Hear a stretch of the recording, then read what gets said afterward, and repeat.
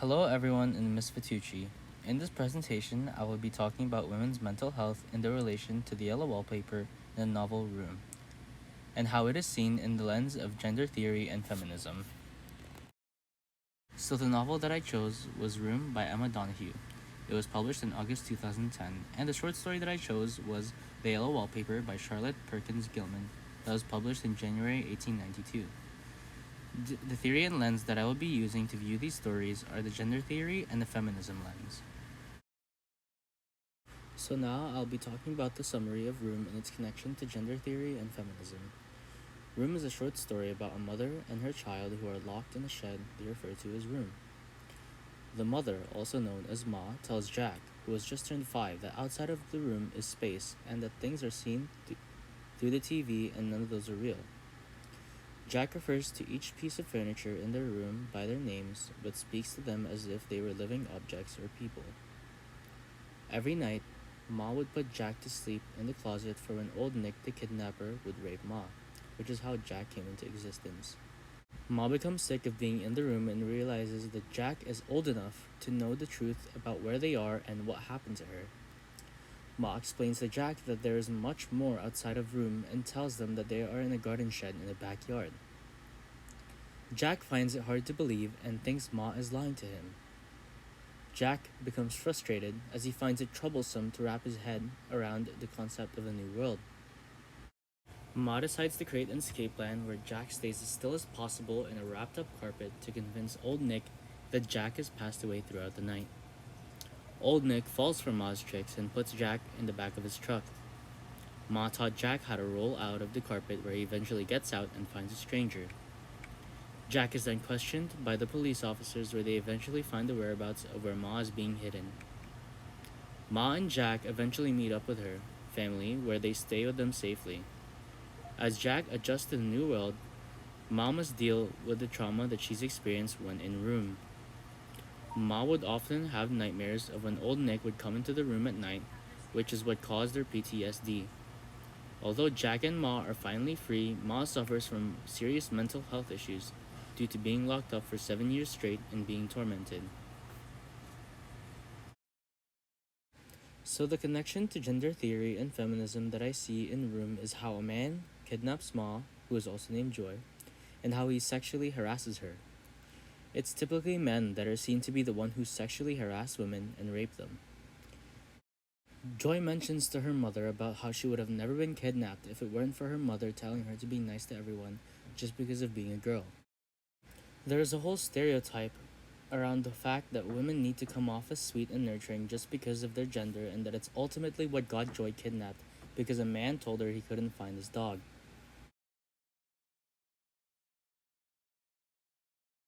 So the connection I would like to make with the novel Room involves women's mental health and social standing in the world. Because of being locked up, sexually harassed, and raped, Ma, or Joy, experiences PTSD and is far from mentally stable. There are so many women in the world that suffer from mental health issues and PTSD due to being sexually harassed and the expectations of society. Too many women are blamed for being sexually assaulted and are told it was their fault because of what they were wearing or if they looked or act a certain way. If you ask me, that is absolutely ridiculous to think about. Why should women have to act or dress a certain way just to prevent sexual assault? So now I'll be talking about the summary of The Yellow Wallpaper and its connection to gender theory and feminism. In The Yellow Wallpaper, the narrator and John, her significant other, rent a mansion. For over the summer, the narrator is restricted to a nursery room that's upstairs in a mansion and has her own baby taken away from her. As of now, with an already unstable mind, her mental health deteriorates as she fixates on this disgusting yellow wallpaper that's covering the whole room. Convinced that there is a woman caught inside the wallpaper, the narrator tries her very best to rip down the wallpaper and free that woman. Eventually, she sees that the woman gets out, but in reality, this is her feeling free. That she is free from that oppression from her husband and from her brother, which are men. So the connection to gender theory that I have here is the whole short story focuses on the fact that it's her husband in charge, as he's a man, and that she must listen to him because her anxieties are just hysteria, and that she needs confinement from everyone and everything. Of course, she feels the need to listen to him because he's the one in charge, and should know what's best for her because he is a doctor. This relates exactly to how women were not taken seriously for their mental health and could not have their voices heard because of men ignoring them and them thinking they had no say in anything. Another thing that relates to feminism is the fact that her own baby was taken away from her despite her literally being the mother. The narrator's own mothership is taken from her as her child because her husband does not think she can handle it just because she is a woman with hysteria. Women deal with mental health issues all the time, but are still amazing mothers, even though many people think they can't handle it because of what they're dealing with. A lot of women used to be turned away for feeling anxious because of male doctors thinking they were just being dramatic. So now we'll be talking about the yellow wallpaper and its connection to women's mental health and social standing. In the yellow wallpaper, the narrator is locked up in an ugly room and spends a long time in it to the point of starting to see a woman stuck in the walls and wants to tear her out. This woman, of course, reflects herself and her need to be freed from the oppression she's feeling by her husband. The narrator's mental health plummets as she's locked in the room for so long and increasingly becomes paranoid of things around her, like as if something is watching her. Women's mental health is something to be taken seriously, and although she was not physically, sexually harassed, she was still brought down because of her being objectified by her husband, as he felt the need to lock her up like she was not a person. Being objectified falls under the lines of harassment towards the different gender, and sadly, this is the case for many women as they are not taken seriously because of being seen as a person. They aren't. They're constantly being objectified. Mental instability. Any of a broad range of medical conditions such as major depression, schizophrenia, obsessive compulsive disorder, or panic disorder that are marked primarily by sufficient disorganization of personality, mind, or emotions to impair normal psychological functioning and cause marked distress or disability, and that are typically associated with a disruption in normal thinking, feeling, mood, behavior, interpersonal interactions, or daily functioning. The identified common issue, shown in both pieces of literature, pertains to women's mental health. Women's mental health wasn't always considered to be important. Physicians used to recognize women's mental instability as hysteria.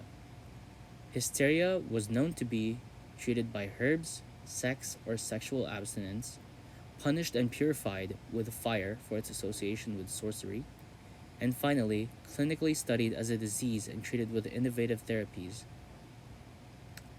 Having more female doctors has definitely developed a better understanding of women's mental health. Currently, mental health is now being recognized as an issue separate from just women. There are many types of mental health disorders, and there are more people that experience mental health problems that can now seek help from professionals and other support groups with people alike. I think that there's always a way to improve how we handle mental health, but we have definitely gone a long way. Growing up around a family of mostly females made me realize and understand how much pressure there is for women to look and act a certain way. In the past few years, women have been vocalizing their societal pressures and problems that are impacting their mental health. Some facts about women's mental health. 47% of women were considered at a high risk of developing mental health disorders. 25% of young women have self-harmed. Women who have experienced childhood trauma such as sexual abuse and physical violence are 3 to 4 times more likely to encounter depression as adults. Women tend to experience more concurrent mental health disorders. Depression might be accompanied by anxiety, agoraphobia, feeling unsafe, panic disorders, somatoform disorders, symptoms of physical illness or pain that cannot be fully diagnosed, and post-traumatic stress disorder or PTSD. Thank you for listening to my presentation about women's mental health.